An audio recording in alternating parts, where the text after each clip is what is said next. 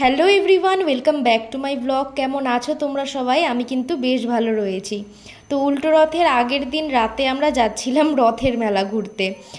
সেদিন গরমও বেশ ভালোই ছিল, আর এক্সাম দিয়ে এসে খুব টায়ার্ড লাগছিল, তাই একদম যেতে ইচ্ছা করছিল না মেলায়। কোনো রকমে একটু রেডি হয়েই বেরিয়ে গেছিলাম আমি আর আমার হাজব্যান্ড মেলায় ঘোরার জন্য। বাড়ি থেকে জাস্ট 10 মিনিটের দূরত্বে মেলাটা হচ্ছিল, আর আমি তো এক্সপেক্টই করিনি যে এত ভিড় হবে মেলায় সেদিন। মানে উল্টো রথের আগের দিন শনিবার দিনও এতটাই ভিড় ছিল। আর দেখো পৌঁছে গেছি আমরা মেলায়। এবার সবার আগে যেটা করতে হবে, গাড়িটা পার্কিংয়ের জন্য পার্কিং এরিয়া খুঁজতে হবে। তো গাড়ি পার্কিং করে নিয়েছি আমরা, এরপর চলে যাচ্ছি মেলার ভেতরে। মুকুন্দপুরের রথের মেলায় গেছিলাম আমরা, আর জায়গাটা খুব বেশি বড় না হওয়ায় ভিড় প্রচুর ছিল, আর প্রচণ্ড গরম লাগছিল সেই দিন। এর আগের বছরও আমরা এসছিলাম এখানেই, মানে মুকুন্দপুরের মেলাতেই উল্টো রথের দিন এসছিলাম, এতটা ভিড় ছিল না সেইবারও। তো সবার প্রথমে এরপর কাজ হচ্ছে একটা এটিএম খোঁজা, কারণ এখন তো অনলাইনের যুগ, ক্যাশ খুব কমই থাকে, তাই সবার প্রথমে ও কিছুটা ক্যাশ তুলে নিল। এরপর দেখো মেলার ভেতরে মানে কিসের দোকান নেই, জামা কাপড় থেকে শুরু করে অর্নামেন্টস, ফুলের দোকান, এ টু জেড সব ছিল। মেয়েদের ছেলেদের হাফ প্যান্ট মাত্র 100 টাকায় বিক্রি হচ্ছিল, ছেলেদের গেঞ্জি মেয়েদের গেঞ্জি 100 টাকা 70 টাকা এরকম রেঞ্জে বিক্রি হচ্ছিল, কিন্তু কোয়ালিটি খুব একটা ভালো ছিল না। আর এই দেখো এখানে এসে চোখটা পুরো আটকে গেছে, কি সুন্দর লাগছে না ফুলের দোকানটা। আর এই পাশে দেখো সেরামিকের জিনিসপত্রের দোকান, মানে বাসনপত্রের দোকান। আর এই হলো মেলার মূল আকর্ষণ, ওই আমরা তো ওটাকে খুরমা বলি, তোমরা কি বলো জানি না, খুরমা, তারপর জিলিপি, গজা, এইসবের দোকান। আর মেলায় কিন্তু নাগরদোলা থেকে শুরু করে ব্রেক ডান্স, বাচ্চাদের মিকি মাউস সবই ছিল। নাগরদোলাটার হাইট খুব বেশি ছিল না, আমার হাজব্যান্ড আবার এই নাগরদোলাটোলায় চড়তে ভয় পায়, যার জন্য আমারও চড়া হলো না। এরপর দেখো এখানে দোকানটায় এসেছিলাম, মাত্র 100 টাকায় ওই জিনিসপত্র মানে কড়াই ঠড়াই বিক্রি হচ্ছিল। একটা ভেবেছিলাম ঠাকুরের জন্য নেব, কিন্তু খুব ভালো কোয়ালিটি লাগছিল না, যার জন্য আর নিলাম না।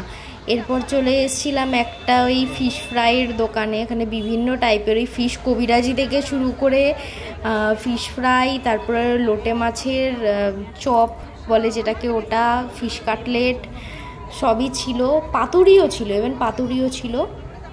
তো এর মধ্যে থেকে আমরা অর্ডার করেছিলাম ফিশ বাটার ফ্রাই, আর একটা হচ্ছে হলো ফিশ কাটলেট।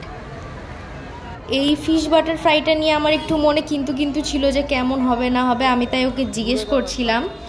তো এরপর যখন দিয়ে দিল খাওয়ারটা, ফিশ কাটলেটটা নো ডাউট খুবই ভালো ছিল, কিন্তু ফিশ বাটার ফ্রাইটা আমার একটুও ভালো লাগেনি, কেমন একটা কাঁচা কাঁচা ভাব লেগেছে, বাজে একটা স্মেল লাগছিল।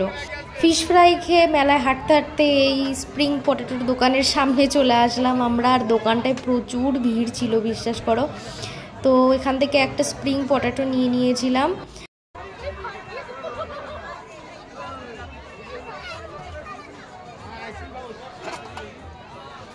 এই প্রথম আমি স্প্রিং পটেটো টেস্ট করলাম, এর আগে মেলায় দেখেছি প্রচুর, কিন্তু আমি তেলে ভাজাভুজি খুব একটা খাই না দেখে কিনিনি। এই বরের জোড়াজুড়িতেই খাওয়া হয়েছিল, ওকে জিজ্ঞেস করছিলাম সেটাই কেমন লাগছে, ও বললো মোটামুটি খুব একটা ভালো না। এরপর দেখতে পেলাম যে পুরীর স্পেশাল স্টিম কেক, বাবা যেই কেকের টেস্ট ছিল, মানে ভয়ঙ্কর টেস্ট। তো ছানার কেকটা নিয়ে প্রথমেই বরকে দিয়ে টেস্ট করালাম, বললাম খাও, খেয়ে দেখো কেমন। ওর খেয়ে যা মুখ চোখের রিয়াকশান দিল, এরপর আমি টেস্ট করলাম, টেস্ট করে বুঝলাম যা সেই টেস্ট, মানে কোনো রকমে পেটে ঢুকিয়েছি জাস্ট। এরপর জল কিনতে যাচ্ছিলাম খাওয়ার জন্য, দেখলাম এখানে একদম ফ্রি অফ কস্টে পানীয় জলের ব্যবস্থা করেছে, আবার জলের মধ্যে একটু করে মিশ্রিও দিচ্ছে। আর এই দেখো রথের কাছে চলে এসছে, এখানে কিন্তু ঠাকুর ছিল না, যেহেতু উল্টো রথ পরের দিন ছিল, এখানে সবাই ছবি তুলছিল। এরপর এই সাইডেই একদম বাউল গান হচ্ছিল। এরপর মেলার সব থেকে ইম্পর্টেন্ট জিনিস, মেলায় গিয়ে যেটা না হলে চলে না, পাঁপড় ভাজা। এরপর পাঁপড় ভাজা নিয়ে নিয়েছিলাম আমরা।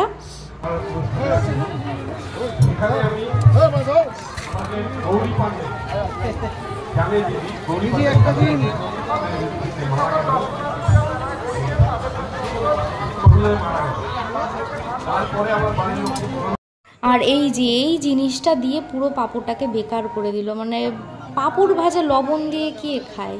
এ লবণ নিতে গেল, লবণ চেয়ে নিয়ে একদম বাজে করে দিল পাঁপড়টাকে। এরপর দুজনে খেয়ে নিয়েছিলাম একটু কোল্ড ড্রিঙ্কস খেয়ে মেলায় টুকটাক জিনিসপত্র কেনাকাটি করেছিলাম, খুবই সামান্য।